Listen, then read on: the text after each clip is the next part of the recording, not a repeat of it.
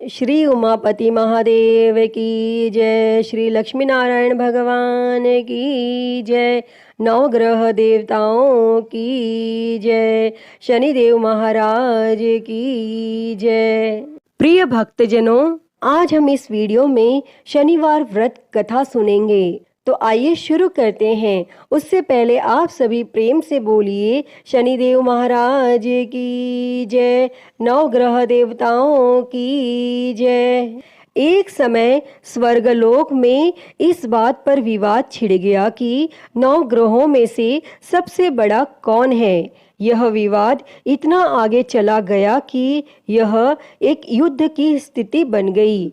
इस बात के निष्कर्ष पर पहुंचने के लिए सभी देवता देवराज इंद्र के पास पहुंच गए और उन्होंने कहा, हे देवराज, अब आप ही निर्णय करें कि हम सब में सबसे बड़ा कौन है। देवताओं द्वारा पूछे गए इस सवाल से देवराज इंद्र उलझन में पड़ गए। तब इंद्रदेव ने कहा कि मैं इस प्रश्न का उत्तर नहीं दे सकता हूँ, मैं असमर्थ हूँ। इस सवाल का जवाब पाने के लिए वह सभी पृथ्वी लोक में उज्जैनी नगरी के राजा विक्रमादित्य के पास गए।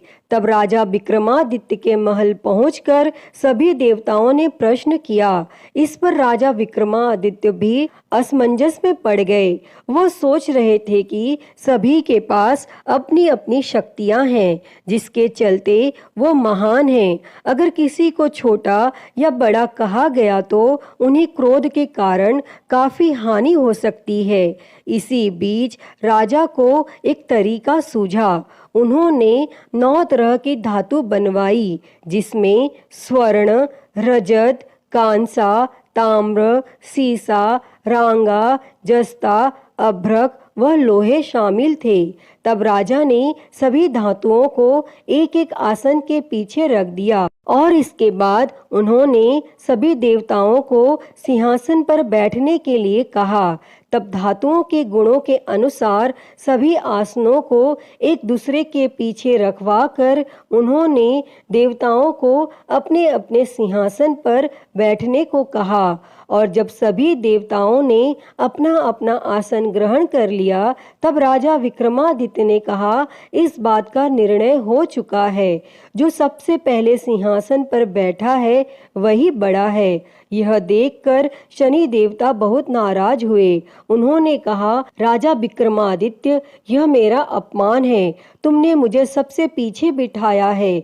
मैं तुम्हारा विनाश कर दूंगा। तुम मेरी शक्तियों को नहीं जानते हो। तब शनि देव ने कहा, एक राशि पर सूर्य 1 महीने, चंद्रमा 2.25 महीने, मंगल 1.5 महीने, बुध और शुक्र 1 महीने, बृहस्पति 13 महीने रहते हैं, लेकिन मैं किसी भी राशि पर 7.5 वर्ष रहता हूँ।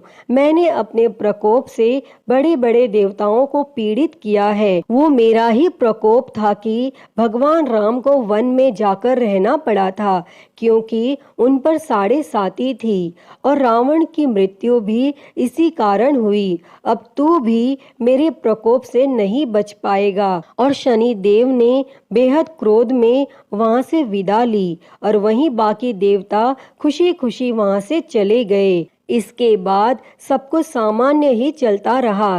राजा विक्रमादित्य पहले की ही तरह न्याय करते रहे। दिन ऐसे ही बीतते रहे, लेकिन शनि देव अपना अपमान नहीं भूले।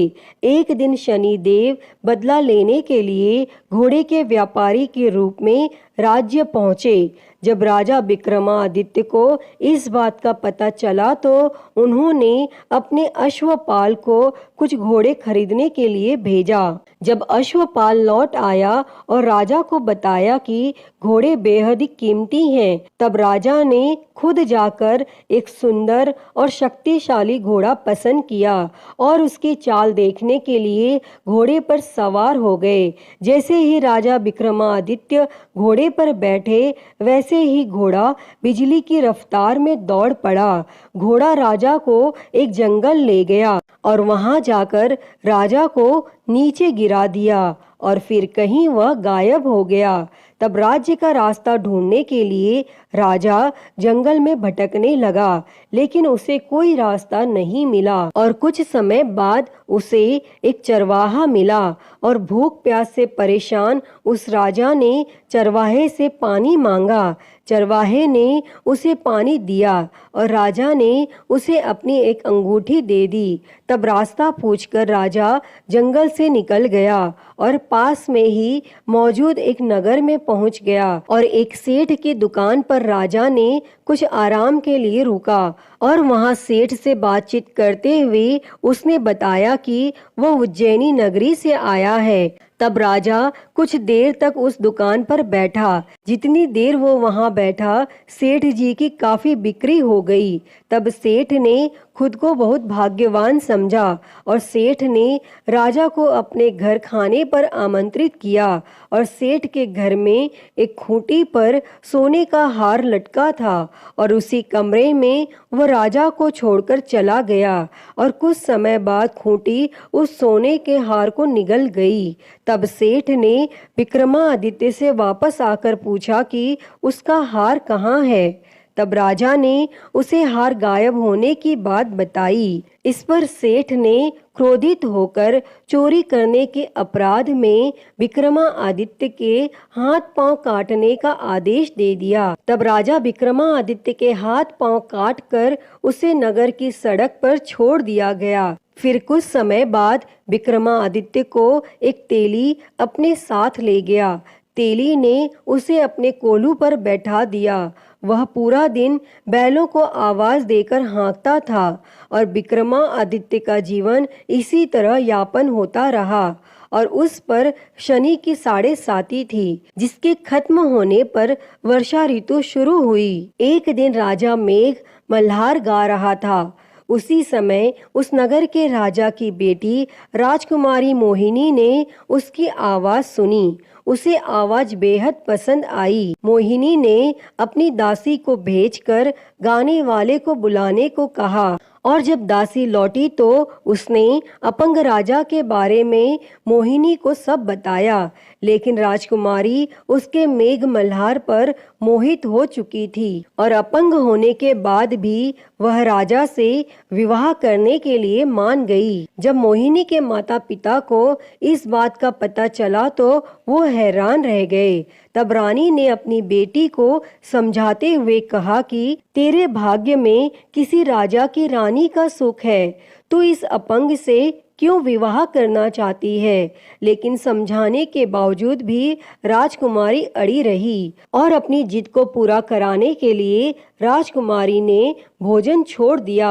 तब अपनी बेटी की खुशी के लिए राजा रानी अपंग विक्रमादित्य से मोहिनी का विवाह कराने के लिए तैयार हो गए और दोनों का विवाह हुआ और वह तेली के घर रहने लगे। और उसी दिन विक्रमादित्य के सपने में शनि देव आए। उन्होंने कहा कि देखा तूने मेरा प्रकोप। तब राजा ने शनि देव से उसे क्षमा करने को कहा और उन्होंने कहा कि जितना दुख आपने मुझे दिया है उतना किसी और को मत देना। तब इस पर शनि देव ने कहा, राजा मैं तुम्हारी प्रार्थना स्वीकार करता हूँ। जो कोई व्यक्ति मुझे पूजेगा, व्रत करेगा और मेरी कथा सुनेगा, उस पर मेरी कृपा दृष्टि हमेशा बनी रहेगी।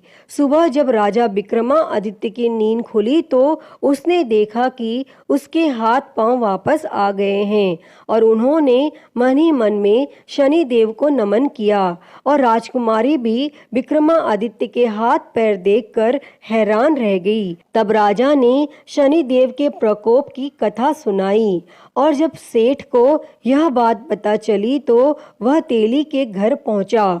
उसने राजा विक्रमादित्य से उनके पैरों में गिरकर माफी मांगी। तब राजा ने सेठ को माफ कर दिया और सेठ ने राजा से उसके घर जाकर भोजन करने के लिए कहा। और भोजन करते हुए अचानक से ही खूंटी ने हार उगल दिया और सेठ जी ने अपनी बेटी का विवाह भी राजा के साथ कर दिया और सेठ ने उसे स्वर्ण आभूषण धन आदि देकर राजा के साथ विदा कर दिया। तब राजा विक्रमादित्य अपनी दोनों पत्नियों यानी राजकुमारी मोहिनी और सेठ की बेटी के साथ अपने राज्य उज्जैनी पहुँचे। सभी ने उनका स्वागत किया। इसके बाद राजा विक्रमादित्य ने पूरे राज्य में घोषणा करते हुए कहा कि आज से शनि देव सब देवों में सर्वश्रेष्ठ माने जाएंगे और साथ ही शनि देव का व्रत करें और व्रत कथा जरूर सुनें। यह देखकर शनि देव बहुत खुश हुए। व्रत करने और व्रत कथा सुनने से शनि देव की कृपा रहने लगी और लोग आनंद पूर्वक रहने लगे। अतः हे शनि देव जी, जैसी कृपा आपने राजा विक्रमादित्य पर की, वैसी ही कृपा इस कथा को कहते, सुनते और हुंकारा भरते पर करना। तो बोलिए शनि महाराज की जय, नवग्रह देवताओं की जय। प्रिय भक्तों, तो मैं उम्मीद करती हूँ कि आपको यह कथा पसंद आई होगी और अगर वीडियो अच्छी लगी हो तो इसे लाइक करें, ज़्यादा से ज़्यादा शेयर करें और कमेंट में शनिदेव की जय लिखना ना भूलें और महाकाल भक्ति ज्ञान चैनल को सब्सक्राइब कर नोटिफिकेशन बेल को ज़रूर ऑन कर लें। हर हर महादेव। धन्यवाद।